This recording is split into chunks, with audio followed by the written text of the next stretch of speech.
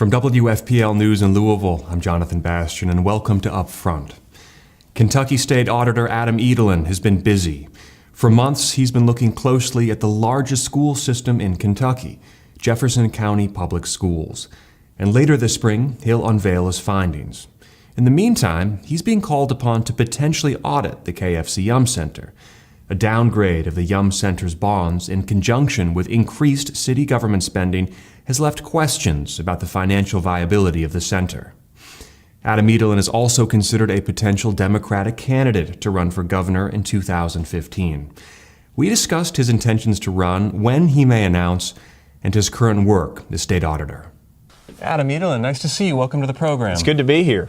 Well, busy days right now in Frankfort, so kind of catch us up to speed on what you have been working on. I feel like you always have a million audits going at once, but what are you focused on right now? Well, our big strategic focus is education, and it will continue to be as long as I'm the taxpayer watchdog. You know, Jonathan, against the backdrop of a time and place in which teachers aren't getting regular raises, yet every teacher I know is spending money out of their own pocket to buy materials for our kids.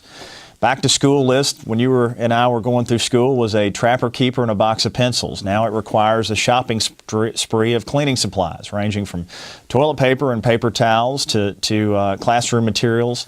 When schools are being asked to do more with less, I'm particularly focused in education, like right here in Jefferson County, to make sure that whatever scarce resources we have to support education are getting to the classroom where they can affect student performance and not being consumed by ever-increasing bureaucracies. And the notion there is that Kentucky can never be what it ought to be without making real investments in education, without making it the kind of place where our kids get to enjoy the same access to a world-class education that kids do in other more prosperous parts of the country. And part of doing that is making sure that what we've got is well spent and that we streamline bureaucracies in order to get money that will impact the bottom line. And the bottom line here simply is making sure that we can push student excellence in the classroom. Sure. Let's think about this subject in a much broader context right now.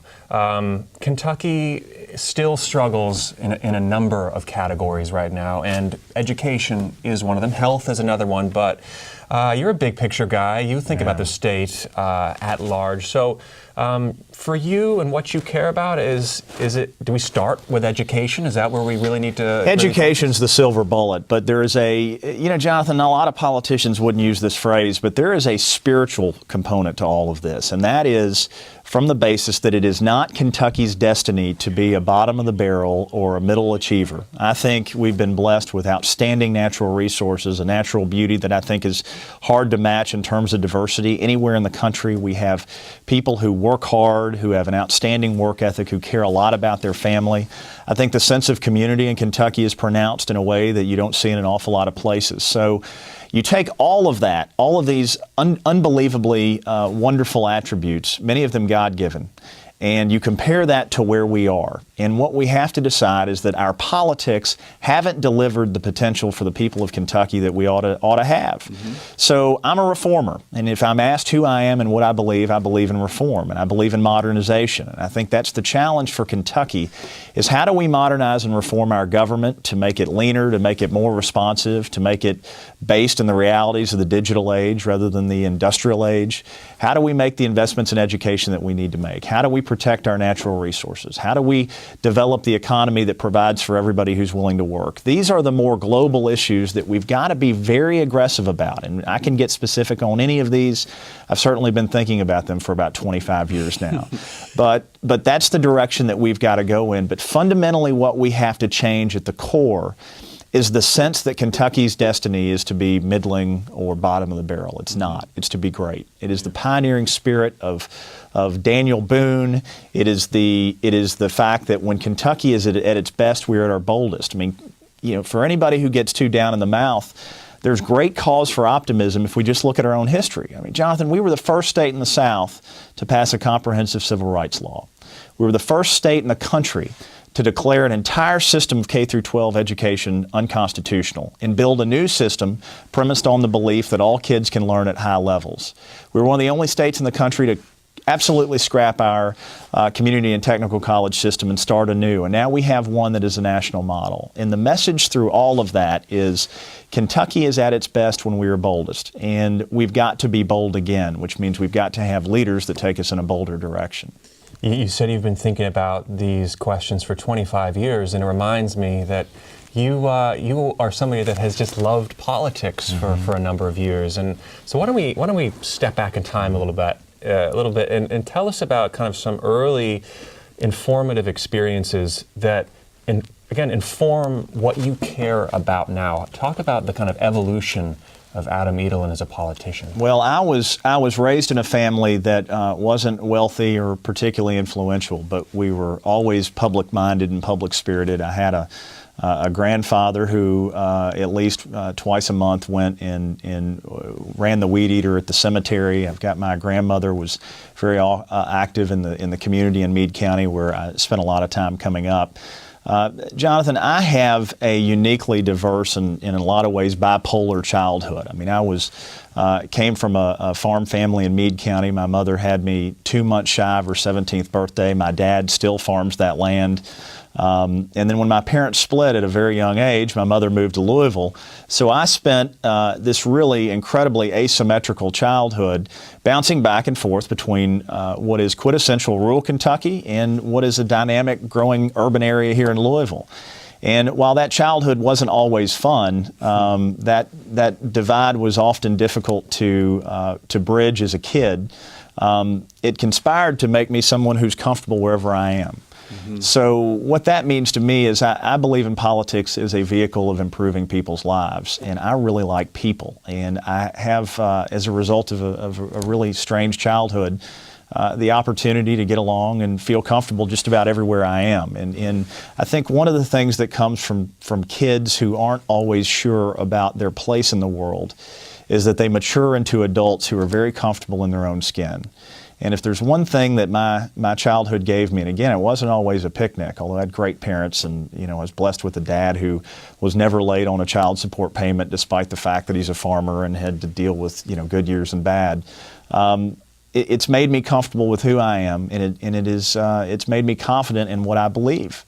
And that is that there is much more that unites us in Kentucky, that the places that seem so different actually aren't that different, and that as long as you communicate in the language of values and talk about what matters and talk about what your plans are for impacting them, that's how you become the transformative political leader that I aspire to be. One way, of course, enacting policies in the state is putting yourself in the top leadership position in the state. And I know a lot of people throw your name out there as a potential governor of Kentucky.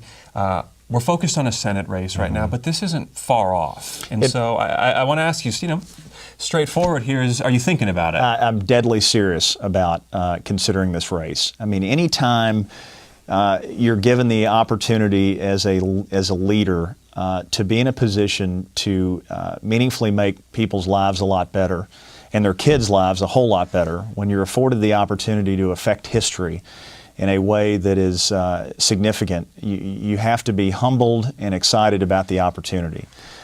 Part of the political culture that I think has largely done a disservice to the citizens of Kentucky is this obsession with who's next. And what we ought to be focusing on, and I think it's one of the great contributions, Jonathan, that this program makes, is rather than who's next, we can talk about what's next. Because a great campaign for governor, particularly the one that Kentucky deserves in 2015, ought to be a marketplace of ideas where candidates lay out a clear vision for moving the state forward, in which both parties reject the notion of kicking the can down the road. Because what Kentucky needs is serious reform. It needs bold modernization, and it needs someone with a record of producing those kind of big ideas and big leadership victories. And that's the way I've tried to run the auditor's office. I'm extraordinarily proud of what we've done in education, what we've done in the terms of public corruption, what we have done in advancing an agenda that has brought accountability and transparency to a $3 billion layer of ghost government in the form of special districts that people really didn't know a lot about. Right. But we've been able to do all of those successful things because I have invested the time and the effort to build consensus. And I don't give a whit about Republican and Democrat when it comes time to make issues. What I care about is, are you a reformer or are you a guardian of the status quo? And what I've found is there are a number of reformers in both parties, people with whom I can do business, and the result of the big victories that we've had over the last couple of years in the auditor's office have been born of a relationship approach to politics that's focused on what's next rather than who's next. So let's say 2 or 3 years from now, I sit down with Governor Edelen and I say, all right, let's take apart the puzzle here, and let's rebuild. So where does it start for you? And talk specifics if you can. I will. With me, it's always going to start in education. And the issue we've got in Kentucky as relates to education are the bookends. Jonathan, we have a lack of a system of pre-K which has held us back. You know, the equity gap that we see normally between more affluent white kids and less affluent children of color or folks who come up from the rural areas that becomes so pronounced in middle school is a demonstration of kids not being equally or significantly prepared to begin the K through 12 process. So getting a system of pre-K is extraordinarily important, and it's something that I've been passionate about for a long time.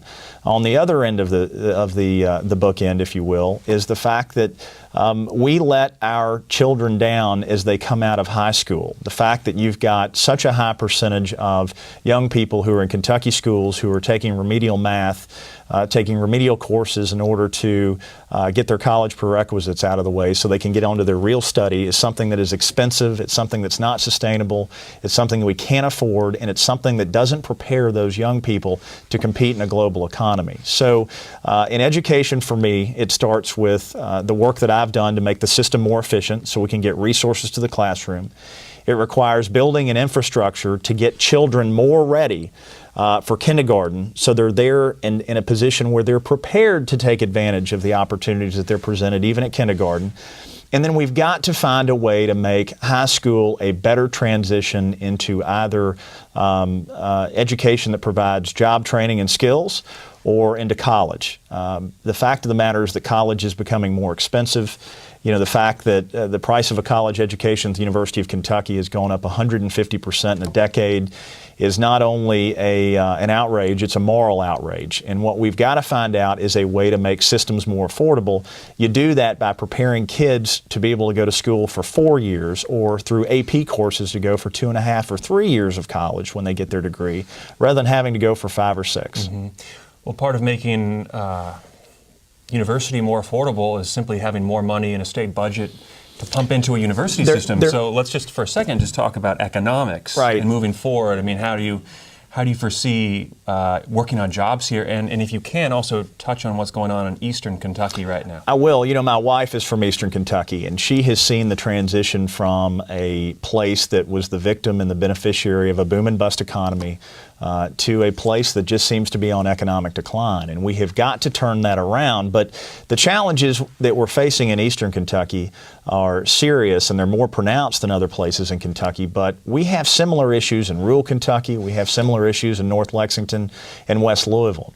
And we need people in office, particularly in a governor's position, who fundamentally understand that the way to move an economy is to stimulate private investment. Government needs to do the things that create the preconditions for economic growth. That is infrastructure investments, it's a skilled and prepared workforce, it's a regulatory and tax environment that makes sense.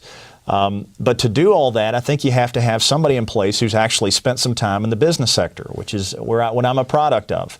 And I've had opportunities both as an entrepreneur, as a person who's worked with large companies and small companies, who has made mistakes and had some wins, to know that government needs to do a better job of stimulating economic growth. And the way we do that is to recognize that the economy is changing. Now, you know, it's a cliche to say we've moved to a digital knowledge-based economy. Any politician who reads their talking points can know that. But what we need to dig deeper and understand that in Kentucky, in this country, we are on the verge of a manufacturing renaissance. Now, this isn't the kind of manufacturing that you and I were paying attention to growing up. These are people who know how to run robots. These are people who know how to produce something that is highly technical. And when you look at the opportunity for Eastern Kentucky, we've lost 6,000 coal jobs in Eastern Kentucky just over the last year and a half. But these are people who are the best electricians in the country. These are people who show up for work every day in extraordinarily difficult environments. These are people who are skilled tradesmen. These are people who don't need a lecture on work ethic. And in an environment where the economies of the future will grow predicated on a belief that capital follows a prepared workforce rather than the other way around. And that is the transition and opportunity that we have in Kentucky. You know, when you've got Toyota's is worked together with a group of manufacturers in central Kentucky to create an advanced manufacturing academy. Because the schools aren't doing what they need to do, right? And they take kids out of the senior year of high school, and within a year and a half to 2 years, they're making $55,000 a year and getting a great middle-class pension. We've got to re-engage with the notion that all work is noble, and that having people who know how to do things, who are in a position to create an economy that works for everybody, is an awfully big deal. And I think what that means is a change in worldview at the top, that government does have a role in making sure that our people are ready to compete, that we have formed linkages with the private sector to meet the training demands that they have of the economy and the marketplace at that time and place. So we've got a real opportunity, but I think it takes political leaders in positions who know and feel these issues, not just as some academic matter, not because they've read it on their talking points, but because they have actually been in the private sector and understand that a dynamic economy is the best opportunity we have to liberate people anywhere in the country. You've used the word digital a number of times in our conversation, modernization. So do you see Kentucky as becoming a tech center, a place of tech entrepreneurs? It absolutely should be, because the one thing that is really the most profound about the digital age, in my view, is that it totally liberates people from the tyranny of geography, right? And that is, if you were born in Meade County, Kentucky, or you were born in a holler in eastern Kentucky, that you had to go where opportunity was, right? Well, what the digital age does is it totally, as long as you have connectivity, it presents you an opportunity to get on that global grid. And those are things that we've got to fully appreciate here in Kentucky, that because of the digital age, if we build the infrastructure, we have the educated people, we have the bright people, we have people who are passionate and unique, which is something that in a global economy, everyone's in a pursuit of a niche. We can bring our people up, but that's what I'm so excited about technology. And Jonathan, we found out yesterday that Government Technology Magazine has named me one of the top 20 political leaders in the country for being a dreamer and a driver in the use of technology in the public sphere. Because what technology affords us the opportunity to do is erase the negative attributes that come with 200 years of history and stop being a victim of our history and start making our own. And if you can make sure every part of this Commonwealth is connected, if you can make sure that we have job training programs that are nimble and focused on the needs of a dynamic economy, we can do whatever we want to do in Kentucky. And it's why I'm so optimistic. But it requires a bold vision, and it requires vigorous execution. Well, in the meantime, in the process of getting there, you still have to deal with some very difficult issues, and one is a continuing declining coal industry in eastern Kentucky. And I mean, of course, you were probably out in eastern Kentucky recently for these major summits about thinking what's next. And so, and also, you're part of the Democratic Party. There is a history of environmentalism in there as well. So can you address where you stand on coal and the future of this economy in Kentucky? Well, listen, coal is extraordinarily important, and it's been a big part of our history, and it's going to continue to be a significant industry, particularly in Central Appalachia. I mean, it is not going completely away. But the larger problem that we've got in Kentucky is that we have built for several generations now an economy, an economic development approach largely based on the availability of cheap energy. And as coal becomes less cheap to mine, is it becomes less marketable on the global market.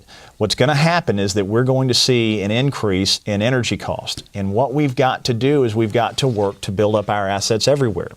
You know, 2/3 of the country is within a day's drive of Kentucky. We have access to water. We've got major logistics centers here.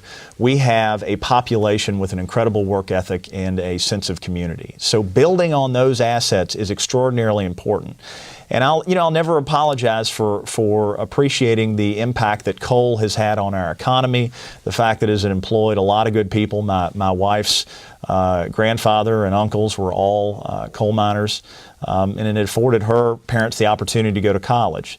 But what we have to do is build on that. And certainly we've got to diversify our economy because if we don't, Jonathan, then the marketplace is going to do it for us. And it is much better to be ahead of market trends than trying to play catch up. Let me ask you about health right now. There's been big studies that have shown the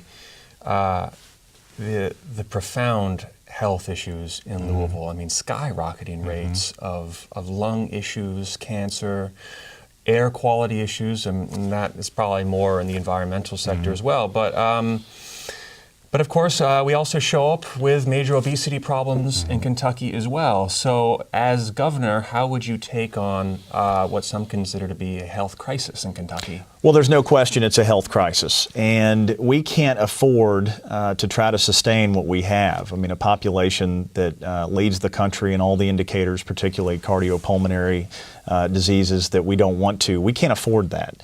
And what I would call upon is the work that I'm doing right now as state auditor. You know, we still have really important issues of access in Kentucky.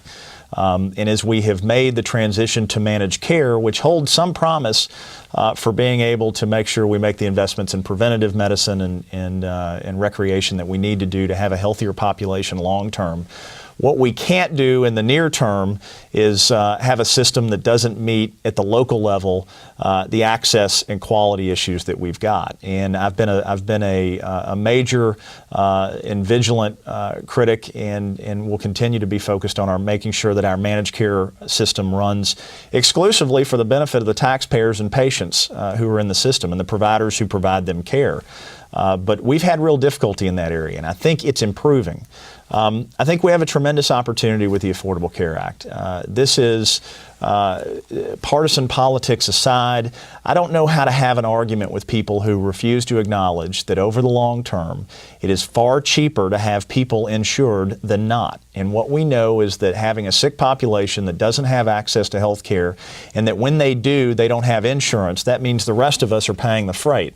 And that manifests itself in ways that in which our insurance system isn't competitive. It produces a system that puts private employers who are having to pick up the cost of this at a significant competitive disadvantage. So over the long term, making sure that we invest in wellness, making sure that we have a managed care system that understands that that safety net has to be held in place. And that means making sure that patients and their providers get an honest profit for the services they provide is extraordinarily important. But over the long term, we've got to shake off these things that have been historical shackles. We have way too many people who smoke. That's why I support a statewide smoking ban initiative. You know, if Lexington, Kentucky, which is the largest burley tobacco market in America for an awfully long time, could become a state that has such a city that has such a successful citywide smoking ban, then I think we can do it anywhere. And I think it's about making sure that diseases that manifest themselves later in life, but who begin earlier in life, and are things that we can do our best to minimize. And making sure that kids aren't around cigarette smoke, I think, is an important focus. You're going to have some potential tough Democrats in the field if you decide to run. Jack Conway's name comes up, Crit Llewellyn. So pull together a timeline for us in terms of when we might hear something from you in terms of running, and how you're going to come out of the gates. What are we going to know about you? Well, should I run? And listen, I'm still weighing, particularly weighing the cost that the family has to pay. I'm blessed with 8-year-old twin boys, and Their view and their well-being is extraordinarily important to me. Frankly, it's more important than anything else. But all the folks you mentioned are good quality people. My guess is that the candidates will be in the field by Derby, aggressively underway, and I can't speak to what their approach would be. But should I run for governor, it would be an aggressively run campaign that's focused on winning the marketplace of ideas. And I want to be defined not just by my energy and my vision, but by what I bring to the table in terms of experience and qualification in terms of doing big things. And Jonathan, Kentucky needs a big things campaign, because we can no longer look around and just congratulate ourselves and say, well, we got through an extraordinarily difficult recession and kept the ship of state primarily intact. We did. And Governor Beshear deserves real credit for that, and certainly I think I played my part as his chief of staff. But we have to have a blue sky agenda. This is our opportunity. This is our time to drive the ball much deeper and to talk about doing profoundly different and reformist things in the area of economic development and job creation and education and health. These are the things that we've got to do, and what Kentuckians ought to demand is a campaign that talks about those things. Because again, this parlor game in Frankfurt that we have played for so long about who's next rather than what's next has done us, in my view, an incredible disservice. Well, Adam Edelen, State Auditor, we will be waiting anxiously to hear of your decision, and thank you so much for stopping by. It's good to be here. Thank you.